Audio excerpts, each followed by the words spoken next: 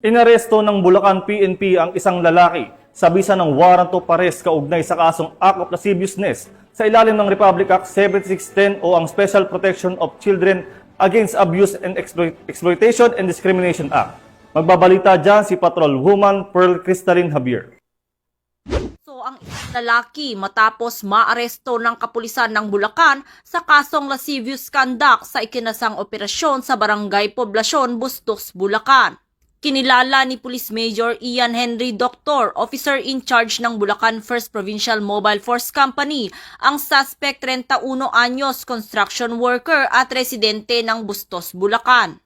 Dakong alas 3 ng hapon nang isilbi ng mga operatiba ang kanyang warrant of arrest para sa kasong lascivious conduct sa ilalim ng Article 5B ng Republic Act 7610 na may 180,000 pesos na inirekomendang piyansa. Ang matagumpay na operasyon ay naisakatuparan sa pamamagitan ng pinagsanib na puwersa ng operating unit ng 1st Platoon Bulacan PMFC sa pangunguna ni Police Captain Mark Henry S.J. Gonzales, katuwang ang Bustos Municipal Police Station at 301st Maneuver Company ng RMFB. Patuloy ang pagsusumikap ng Bulacan PNP sa pamumuno ni Police Colonel Franklin Estoro, officer in charge ng Bulacan Police Provincial Office, upang mapanatili ang kapayapaan at kaayusan sa bawat sulok ng kanilang nasasakupan at matiyak ang kaligtasan ng bawat mamamayan.